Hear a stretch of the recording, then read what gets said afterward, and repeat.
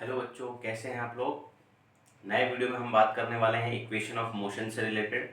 वैसे तो equation of motion आपने 9th में पढ़ी थी और वहाँ पर आपने दो मेथड्स देखी थी इक्वेशन ऑफ मोशन की। एक था नॉर्मल मेथड, एक था ग्राफिकल मेथड। ठीक है, आज जो इस वीडियो में हम बात करेंगे नॉर्मल मेथड के साथ साथ इंटीग्रेशन मेथड की, जो आपके 11th के सिलेबस में बहुत इंपॉर्टेंट रोल अदा करती है, एग्जाम में आती है। और इक्वेशन ऑफ मोशन वैसे भी बहुत इंपॉर्टेंट है क्योंकि कहीं ना कहीं इक्वेशन ऑफ मोशन से रिलेटेड न्यूमेरिकल्स कहीं हर जगह पूछे जाते हैं, चाहे वो आपके एनसीईआरटी सिलेबस में हो या फिर आईआईटी नीट या जेई जो भी एग्जाम हो रहा है उन सब में ये पूछा ही जाते हैं। ठीक है, ये बहुत इंपॉर्टेंट है, इसीलिए इक्वेशन ऑफ मोशन को बहुत अच्छे से तैयार करना है ताकि आपके प्रॉब्लम्स काफ़ी हद तक कम हो जाए। ठीक है, तो आइए बातें करते हैं हम लोग इक्वेशन ऑफ मोशन की। थोड़ा सा मैं बता दूं आपको कि इक्वेशन ऑफ मोशन क्या है। ठीक है, वैसे तो आपको पता है लेकिन फिर भी हम इनिशियल लेवल से पढ़ते हैं, स्टार्ट करते हैं। फर्स्ट इक्वेशन ऑफ मोशन है that is v is equal to u plus a t. ठीक है, सेकेंड इक्वेशन ऑफ मोशन होता है s is equal to u t plus half a t square. And third equation होता है v square minus u square is equal to 2as। ठीक है, तो ये तीन इक्वेशन ऑफ मोशन हैं। ठीक है, आप इनके बारे में जानते हैं। यदि हम बात करें तो ये तीनों इक्वेशन जो है वो क्या करती हैं। ठीक है, न्यूटन साहब ने जब इनको जनरेट किया था, बनाया था, डेवलप किया था, तो उसका रीज़न क्या था कि जब उन्होंने देखा कि जब कुछ ऐसे क्वांटिटीज, फिजिकल क्वांटिटीज में कोई पूछा गया हो कोई क्वेश्चन, या कोई क्वेश्चन हमारे दिमाग में है कि भाई यदि कोई वेलोसिटी, इतना कोई ऑब्जेक्ट इतना वेलोसिटी से चल रहा है, उसकी कोई इनिशियल वेलोसिटी है और कोई इसकी फाइनल वेलोसिटी, तो टाइम कैसे निकलेगा यदि एक्सेलरेशन पता है या एक्सेलरेशन पता नहीं है। तो वो बहुत सारी ऐसी क्वांटिटीज, फिजिकल क्वांटिटीज है हमारे फिजिक्स में जिन्हें हमें कैलकुलेट करना होता है, जैसे डिस्प्लेसमेंट, वेलोसिटी, टाइम, एक्सेलरेशन। इनको फाइंड करने के लिए इनका एक रिलेशन होना बहुत जरूरी था। ठीक है, तो उन रिलेशंस को डिफाइन किया किसने? न्यूटन साहब ने, इन तीन इक्वेशंस के द्वारा। जो पहली इक्वेशन है वो क्या डिफाइन करती है?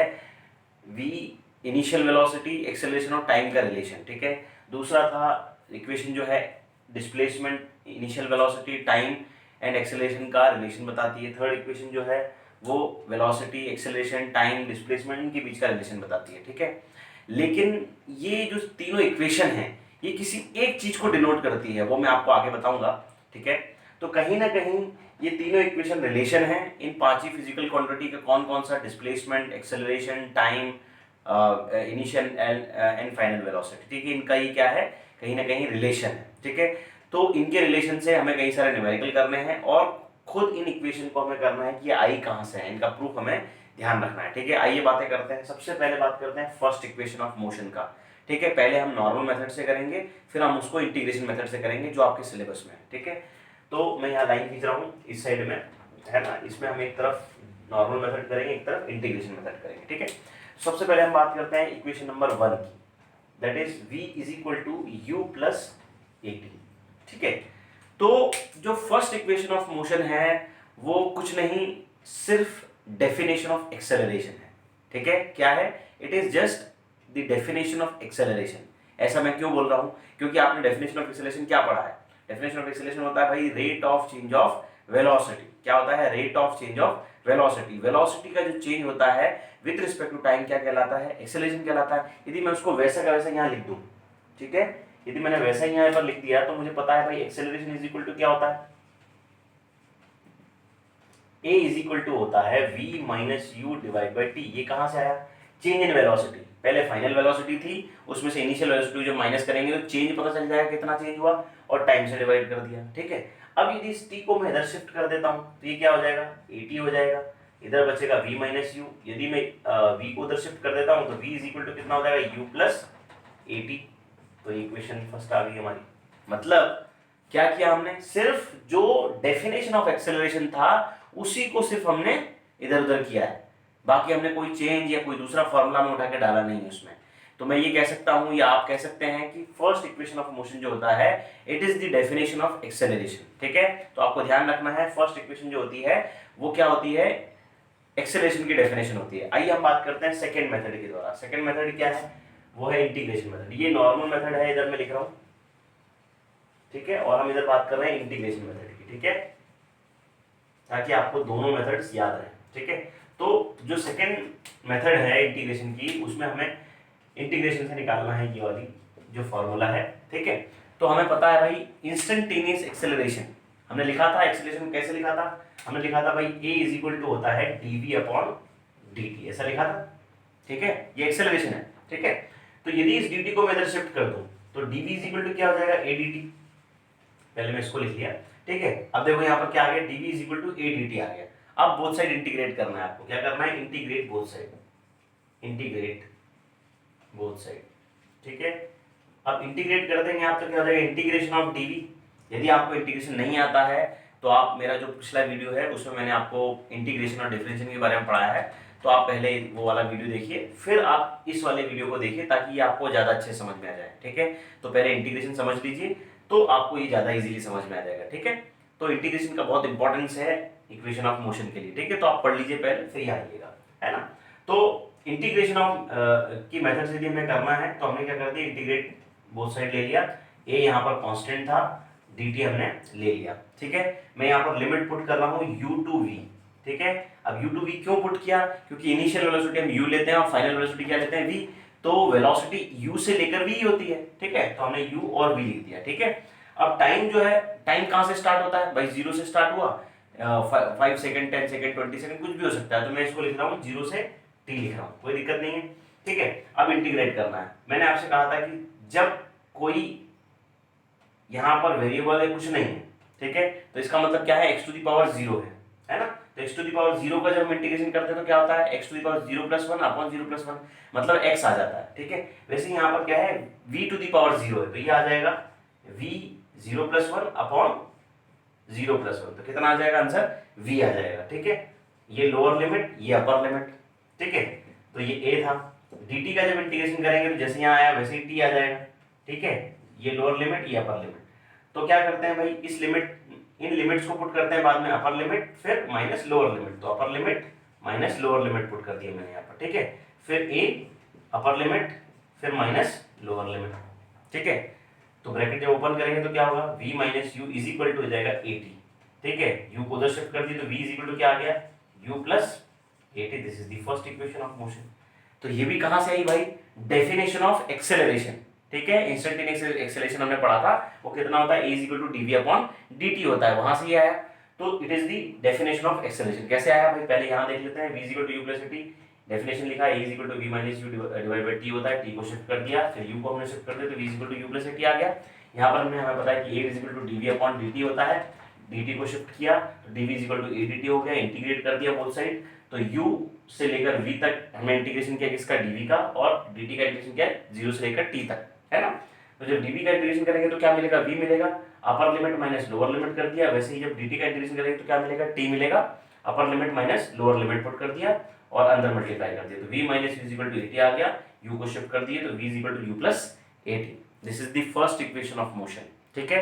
तो हमेशा ध्यान में रखिएगा, फर्स्ट इक्वेशन ऑफ मोशन क्या डिफाइन करता है, इट डिफाइंस द एक्सेलरेशन, ठीक है। तो ये हो गया first of equation of motion. आगे बात करते हैं सेकेंड इक्वेशन ऑफ मोशन की, ठीक है, ठीक है। सेकेंड इक्वेशन ऑफ मोशन क्या कहता है भाई, s इज इक्वल टू होता है ut plus half at square, ठीक है। तो जो सेकेंड इक्वेशन ऑफ मोशन है वो मैं कहूं आपसे कि वो वेलोसिटी को डिफाइन करता है, एवरेज वेलोसिटी को डिफाइन करता है, ठीक है। कैसे करता है भाई, आपको मालूम है एवरेज वेलोसिटी का फॉर्मूला क्या होता है, एवरेज वेलोसिटी क्या होगा, v इज इक्वल टू होता है u plus v divide by 2, है ना। हम यहाँ एवरेज लिख देते हैं, ठीक है, कोई फर्क नहीं पड़ता, ठीक है। ये v भी लेकर चल सकते हो, कोई दिक्कत नहीं। तो u plus v divide by 2 हो गया, इसको कैपिटल भी ले लो, इसको स्मॉल भी ले लो, जाता कुछ हो तो, ठीक है। तो u plus v divide by 2, अब फर्स्ट इक्वेशन क्या थी भाई, v is equal to u plus 80 था, उसको प्रूव कर चुके हैं, हम यहाँ पर लिख सकते हैं u प्लस क्या हो जाएगा, u प्लस 80 आ जाएगा, तो इसको लिख देना फ्रॉम इक्वेशन 1, ठीक है। ये कहाँ से आया, फ्रॉम इक्वेशन 1, ठीक है।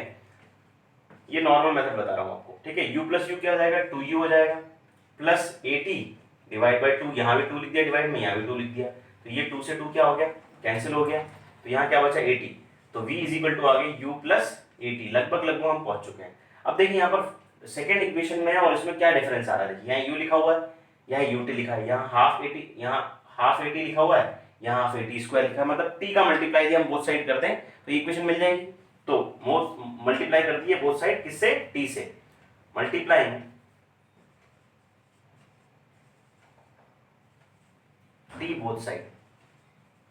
ठीक है, अब बोथ साइड मल्टीप्लाई करेंगे तो क्या होगा, ये हो जाएगा वीटी, ये हो जाएगा यूटी, ये हो जाएगा हाफ एटी स्क्वायर। और हमें पता है कि वीटी क्या होता है, नहीं पता तो हम निकाल लेते हैं, v इज इक्वल टू होता है डिस्प्लेसमेंट अपॉन टाइम। ठीक है, यदि t को उधर शिफ्ट कर दो तो s इज इक्वल टू क्या हो जाएगा, vt हो जाएगा। तो vt क्या होता है, s होता है, तो यहाँ क्या हो जाएगा, s is equal to ut plus half a t square, हमारा फॉर्मूला आ गया। ठीक है, तो सेकंड इक्वेशन ऑफ मोशन आ गई। ठीक है, अब हम करते हैं भाई इंटीग्रेशन मेथड से। इंटीग्रेशन मेथड क्या कहती है भाई, हमें क्या प्रूफ करना है, इंटीग्रेशन मेथड से s is equal to ut plus half a t square proof करना है। ठीक है, क्या करते हैं भाई, हमें पता है कि फ्रॉम इंस्टेंटेनियस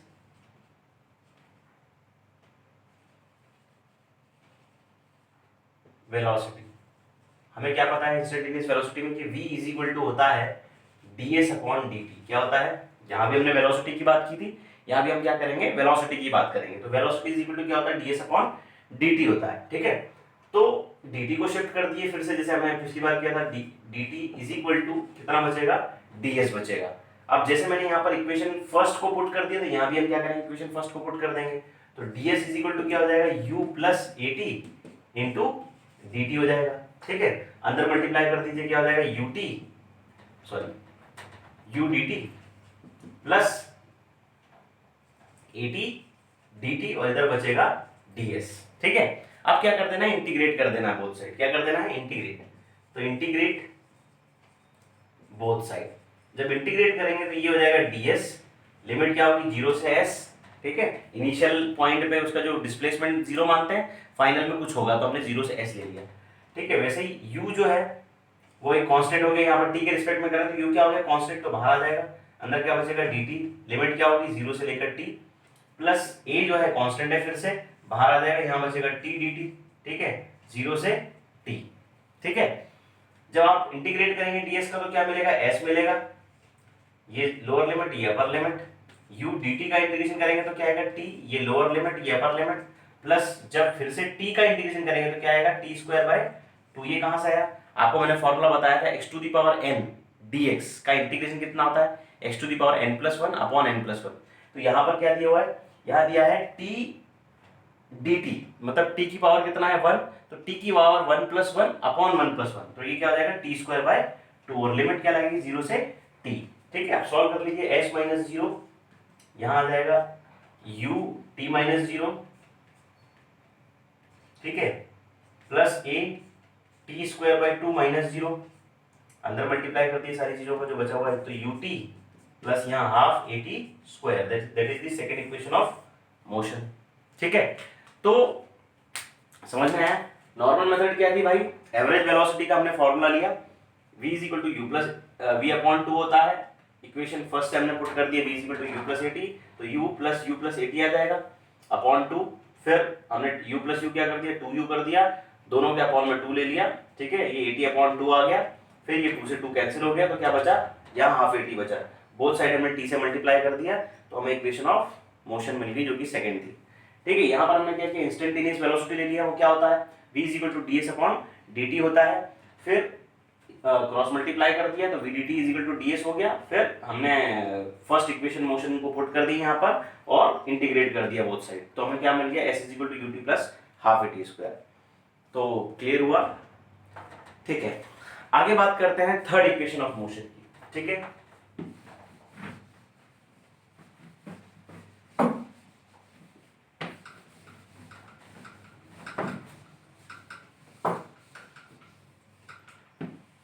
ठीक, जो थर्ड इक्वेशन ऑफ मोशन है, ठीक है, वो कोई आपको ज्यादा जद्दोजहद नहीं करनी पड़ेगी, क्योंकि जो थर्ड इक्वेशन होती है वो फर्स्ट इक्वेशन और सेकंड इक्वेशन का रिलेशन होती है। क्या होती है, फर्स्ट इक्वेशन और सेकंड इक्वेशन का रिलेशन होती है। आइए समझते हैं कैसे होती है।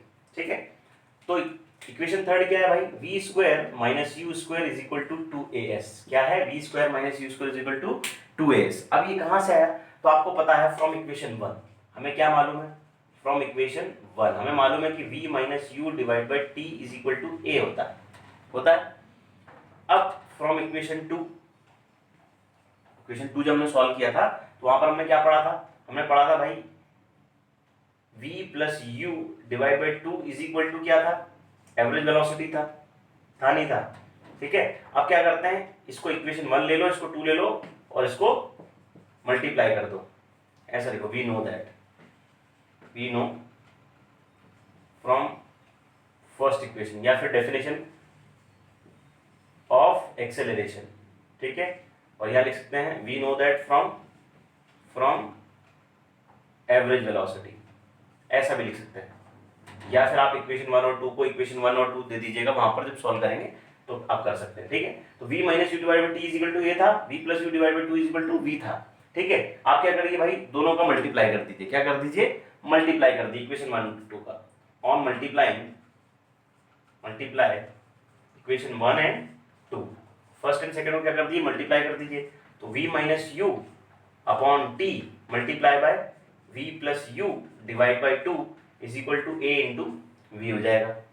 ठीक है, अब आपको मालूम है v plus u into v minus u क्या होता है, a plus b into a minus b का एक फॉर्मूला होता है ना, a square minus b square, put कर दीजिए, तो हो जाएगा v square minus u square upon 2t is equal to a v।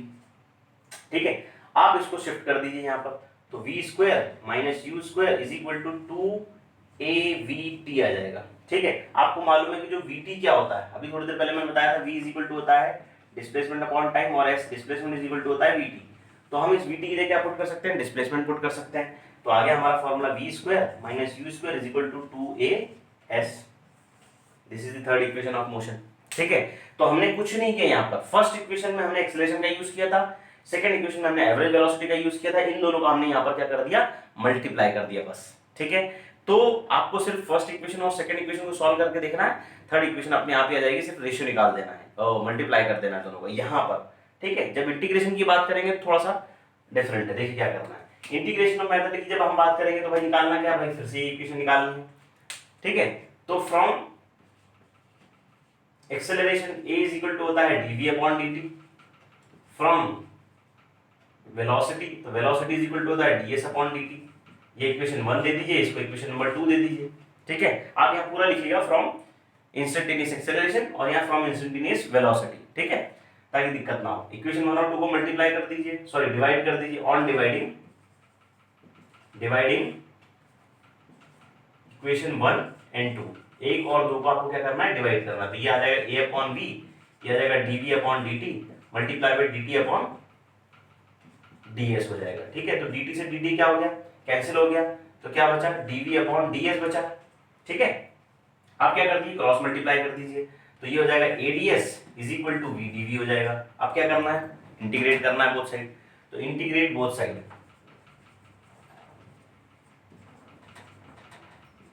ठीक है, जब आप इंटीग्रेट करेंगे, ठीक है, जब आप इंटीग्रेट करेंगे तो क्या मिलेगा आपको, a कांस्टेंट है बाहर आ जाएगा, तो integration of ds from 0 to s, v जो है कांस्टेंट नहीं है यहाँ पर, देखिए v dv v के रिस्पेक्ट में कर रहे हैं तो v अंदर आएगा। अब लिमिट क्या होगी u टू v, तो ये हो जाएगा v dv। ठीक है, जब हम ds का इंटीग्रेशन करेंगे तो क्या मिलेगा, s मिलेगा, लोअर लिमिट ये अपर लिमिट, v का जब करेंगे तो क्या मिलेगा, v स्क्वायर बाई 2, फिर वही x to the power n वाला फॉर्मूला। ठीक है, लिमिट क्या होगी u टू v, जब आप अपर limit minus lower limit put करोगे क्या आ जाएगा, यहाँ as आ जाएगा क्योंकि एक तो 0 हो गया, इज इक्वल टू यहाँ पर अपर लिमिट पुट करोगे तो v square by 2 minus u square by 2 lower limit में। ठीक है, जब सॉल्व करोगे तो देखिए 2 को शिफ्ट कर दीजिए लेफ्ट साइड में, तो क्या मिल जाएगा, v square minus u square is equal to 2as। This is the third equation. ठीक है, समझ में आया बहुत अच्छे से। क्या किया हमने, फर्स्ट इक्वेशन में से हमने एक्सेलरेशन लिया, सेकंड इक्वेशन से हमने एवरेज वेलोसिटी लिया, दोनों को मल्टीप्लाई कर दिया, किसमें, नॉर्मल मेथड में। लेकिन जो इंटीग्रेशन मेथड है उसमें हमें क्या करना है, डिवाइड करना है। नॉर्मल मेथड में हमें मल्टीप्लाई करना है और इंटीग्रेशन मेथड में हमें डिवाइड करना है। ठीक है, ये इंटीग्रेशन मेथड है, ये कौन सी मेथड है, इंटीग्रेशन मेथड, और ये नॉर्मल मेथड है, आपको ध्यान रखना है। ठीक है, नॉर्मल मेथड और वो इंटीग्रेशन मेथड। तो नॉर्मल मेथड में हमें क्या करना है, मल्टीप्लाई करना है, तो हमने दोनों इक्वेशन का मल्टीप्लाई कर दिया और फिर हमने क्या कर दिया, बोथ साइड t का मल्टीप्लाई कर दिया, तो क्या आ गया, सॉरी इक्वेशन को उधर शिफ्ट कर दिया और v s is equal to vt होता है, वहां पर हमने s पुट कर दिया। ठीक है, और यहाँ पर हमने क्या किया, फर्स्ट इक्वेशन से इंस्टेंटेनियस एक्सेलरेशन लिया, सेकंड इक्वेशन से हमने इंस्टेंटेनियस वेलोसिटी ले लिया, दोनों इक्वेशन का हमने क्या कर दिया, डिवाइड कर दिया। जब डिवाइड किया तो dt से dt कैंसिल हो गया, तो dv अपॉन ds बचेगा, तो ads is equal to vdv हो गया। कैसे? हमने क्रॉस मल्टीप्लाई कर दिया, ठीक है। उसके बाद हमें इंटीग्रेट करना है, इंटीग्रेट में s की लिमिट 0 to s लेना है, v की लिमिट u to v लेना है। अब जब ds को सॉल्व करेंगे तो क्या आएगा, s आएगा, और v dv को इंटीग्रेट करेंगे तो आएगा v²/2। तो यहां से हमें जो है फाइनल इक्वेशन मिल जाएगी। This is the third equation of motion. अब ये सारी इक्वेशन तो सॉल्व हो गई, लेकिन यहां पर एक चीज और आपको ध्यान रखना है, ठीक है। आपको एक इक्वेशन और याद रखनी है। वैसे तो ये सेकंड इक्वेशन ही है वो, लेकिन उसमें थोड़ा सा कुछ डिफरेंस है, ठीक है। जो आपने 9th में पढ़ा था, लेकिन उसको इंटीग्रेशन मेथड से नहीं पढ़ा था, तो मैं आपको सिर्फ इंटीग्रेशन मेथड बता रहा हूं उसका यहाँ यूज है न्यूमेरिकल्स में, ठीक है। वो कोई इक्वेशन ऑफ मोशन नहीं है ना, वो इसी सेकंड इक्वेशन ऑफ मोशन को सॉल्व करके आई है, ठीक है। तो हमने सेकंड इक्वेशन को कैसे सॉल्व किया था भाई? सेकंड इक्वेशन ऑफ मोशन को मैं फिर से लिख रहा हूं वैसे इंटीग्रेशन मेथड से। हमने क्या किया था, v is equal to ds upon dt। क्या किया था? v is equal to ds upon dt, ठीक है। तो यदि मैं यहाँ शिफ्ट कर दूं तो ये क्या हो जाएगा, v dt हो जाएगा इज इक्वल टू ds, ठीक है। और फर्स्ट इक्वेशन क्या थी भाई? तो ds is equal to v की जगह पुट कर देंगे फर्स्ट इक्वेशन, तो u प्लस at। अभी आपको समझ में नहीं आ रहा मैं कर क्या रहा हूं, आपको आखिरी में समझ में आ जाएगा, ठीक है। तो यहां पर क्या आ जाएगा, ये ds बचेगा, यहाँ पर सॉरी dt बचेगा, अंदर मल्टीप्लाई कर दी तो ds इज इक्वल टू हो जाएगा u dt plus at dt, ठीक है। अब क्या करना है, इंटीग्रेट करना, इंटीग्रेट बोथ साइड,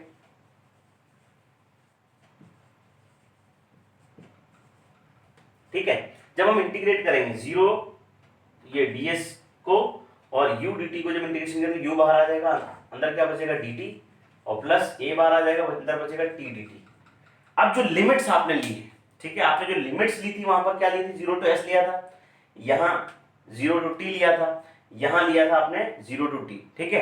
अब एक्चुअली यहां पर हम कर रहे हैं nth टाइम पीरियड के लिए डिस्प्लेसमेंट क्या होगा, क्या होगा, nth टाइम पीरियड के लिए डिस्प्लेसमेंट क्या होगा, उसके लिए एक इक्वेशन आपने 9th में पढ़ी थी। उस इक्वेशन से ज्यादा रिलेटेड क्वेश्चन नहीं थे आपको 9th में, लेकिन जब आप 12th में आएंगे तो आपको उस इक्वेशन से रिलेटेड भी काफी सारे क्वेश्चन मिलेंगे, ठीक है। आपने पढ़ा होगा ना s nth is equal to u plus a/2 2n-1 एक इक्वेशन, उस इक्वेशन की मैं बात कर रहा हूं, ठीक है। तो वो सॉल्व कर रहे हैं, तो वो क्या होती है भाई, फोर्थ इक्वेशन मानते हैं उसको वैसे तो, लेकिन वो सेकंड इक्वेशन का ही पार्ट है, ठीक है। तो that is s nth is equal to 2u plus a/2 into 2n-1। यहाँ a होता है क्या, नहीं होता, u plus a/2 into 2n-1, ये इक्वेशन होती है, ठीक है। अब इसको सॉल्व करते हैं, ये आती कहां से, ठीक है। मैं इंटीग्रेशन मेथड के द्वारा बता रहा हूं, क्योंकि नॉर्मल मेथड तो आपने पढ़ी हुई है पहले से ही, ठीक है। तो ds इस टर्म में आ गया। अब यहां पर करना क्या है, आपको जो टाइम पीरियड लेना है, ठीक है, वो आप क्या लोगे, nth। अब भाई nth टाइम पीरियड कैसे निकालोगे, आप सपोज करिए आपके पास 5वां सेकंड है और 6वां सेकंड है, ठीक है। आप उस दोनों के बीच का टाइम निकालना तो क्या करोगे, 6वें से 5वें को माइनस कर दोगे, या पुराने में से नए को माइनस कर दोगे, तो वो जो टाइम पीरियड का जो स्लॉट है वो आपको पता चल जाएगा। एक काम किया मैंने 10वें सेकंड में, उससे स्टार्ट किया था 7वें सेकंड में, तो बीच का डिफरेंस कितने मिनट में किया हमने, 10 में से हमने क्या कर दिया, 7 को माइनस कर दिया, तो 3 सेकंड बचा, ठीक है। तो इसी तरीके से आपको वो nth टाइम पीरियड निकालना है कि उसके लिए डिस्प्लेसमेंट क्या होगा। तो हम क्या करते हैं, जो लोअर लिमिट लेंगे वो क्या लेंगे, छोटा वाला टाइम, इनिशियल टाइम, और फाइनल लिमिट क्या लेंगे, वो आखिरी वाला टाइम। तो जब दोनों को माइनस कर दोगे तो क्या मिल जाएगा, वो nth टाइम पीरियड का जो स्लॉट है वो हमें मिलेगा, ठीक है। तो हम यहाँ लिख देंगे sn-1 और यहाँ लिखेंगे snth, sn लिखेंगे यहाँ पर अपर लिमिट में, और यहाँ लिखेंगे sn-1, और यहाँ टाइम क्या लेंगे n-1, और ऊपर अपर लिमिट में क्या लेंगे, n लेंगे, यहाँ पर n-1 और यहाँ पर n, बस ये डिफरेंस है। वहां पर हमने क्या किया था, टाइम पीरियड लिया था 0 to t और s लिया था 0 to s, ठीक है। यहाँ मैं ले रहा हूँ sn-1, मतलब s जो डिस्प्लेसमेंट था n-1 वाले टाइम में कितना था और n टाइम पे कितना था, और यहाँ पर n-1 मतलब 7वां सेकंड था और वो 10वां सेकंड, जैसे मैंने बताया आपको अभी, है ना। तो आप पुट कर दीजिए, सॉल्व करके इंटीग्रेशन को जब सॉल्व करेंगे ds को, तो क्या आएगा, s आएगा, यहाँ आएगा sn-1 और यहाँ आएगा sn, ठीक है। फिर u तो एज इट इज रहेगा, dt का इंटीग्रेशन करें तो क्या आएगा, t आएगा, पहले n-1 और फिर n प्लस a, t को सॉल्व करेंगे तो क्या आएगा, t²/2, यहाँ n-1 और यहाँ n, ठीक है, क्लियर। अब क्या करेंगे, upper limit minus lower limit put करेंगे। अपर लिमिट क्या है, sn है, तो sn माइनस sn-1, ठीक है। तो इसी को हम बोलेंगे snth, ठीक है, और ये u है, तो t की जगह क्या पुट करेंगे, पहले n-1 पुट करेंगे, फिर n-1 पुट करेंगे, ठीक है, upper limit minus lower limit, plus a as it is रहेगा, t स्क्वायर की जगह क्या पुट करेंगे, n स्क्वायर बाई 2 हो जाएगा, माइनस n-1 का स्क्वायर डिवाइड बाय 2 आ जाएगा। कोई दिक्कत? इस चीज को मैं आपको ऊपर सॉल्व कर रहा हूँ, ठीक है, ताकि इजीली आपको समझ में आ जाए, ठीक है, दिखे तक। तो क्या कर रहे हैं भाई हम लोग, अब यहां से क्या करते हैं, इसको मैं लिख देता हूं एस एन, क्या लिखता हूं इसको, एस एन आ गया हमारा, एस एन टर्म आ गई ना भाई, तो क्या आ जाएगा, एस एन आ गई। अब क्या करना है, जो ये ब्रैकेट है इसको ओपन कर दीजिए, क्या आ जाएगा, n माइनस एन प्लस 1, तो ये n से n क्या हो जाएगा, कैंसिल हो जाएगा, प्लस यहां बचा a, अंदर क्या बचेगा, n स्क्वायर, अच्छा 2 बाहर ले लेते हैं, दोनों में 2 है, तो मैंने 2 क्या कर दिया, बाहर ले लिया, अंदर क्या बचा, n स्क्वायर माइनस, ये अंदर देखो ब्रैकेट में a माइनस b का होल स्क्वायर लगा देता हूं, तो a square minus b square plus 2ab, a square minus b square plus 2ab होता है,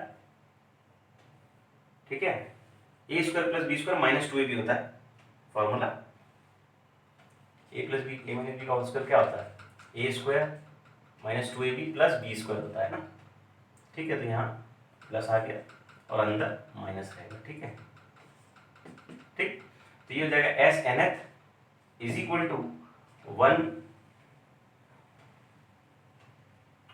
अंदर u का मल्टीप्लाई होगा ना भाई, यहाँ u आएगा, यहाँ मैं लिखना भूल गया, sorry, n u minus n u आएगा, ठीक है, तो ये दोनों कैंसिल हो गए, ठीक है, तो यहाँ क्या बचेगा, u बचेगा plus a by 2 into n square minus n square plus 1 minus 2n, ठीक है, ये 2n 2n क्या हो जाएगा, प्लस हो जाएगा, और ये जो प्लस था ये क्या हो जाएगा, माइनस हो जाएगा, ठीक है, तो n स्क्वायर से n स्क्वायर क्या हो गया, कैंसिल हो गया, तो क्या बचा, s n th is equal to u plus a by 2 2n minus 1, this is the formula, ये मैंने बताया था यहाँ पर आपको, ठीक है, तो ये एक आखिरी फॉर्मूला है जो कि इक्वेशन ऑफ मोशन का पार्ट तो नहीं है, लेकिन इक्वेशन ऑफ मोशन से डिराइव होता है फॉर nth टाइम पीरियड, कि भाई वो जो एक छोटा सा टाइम पीरियड है, स्लॉट है, उसके लिए हम जो डिस्प्लेसमेंट कैसे निकालेंगे, तो आपको क्या करना है, डायरेक्टली ये फॉर्मूला पुट कर देना है, ठीक है, तो ये हो गई आपकी इक्वेशन ऑफ मोशन, इनको बहुत ध्यान से करना है, क्योंकि ये क्वेश्चन एग्जाम में आता है कि भाई equation of motion integration method से कैसे सॉल्व करते हैं, और इससे रिलेटेड न्यूमेरिकल बहुत ज्यादा पूछे जाते हैं,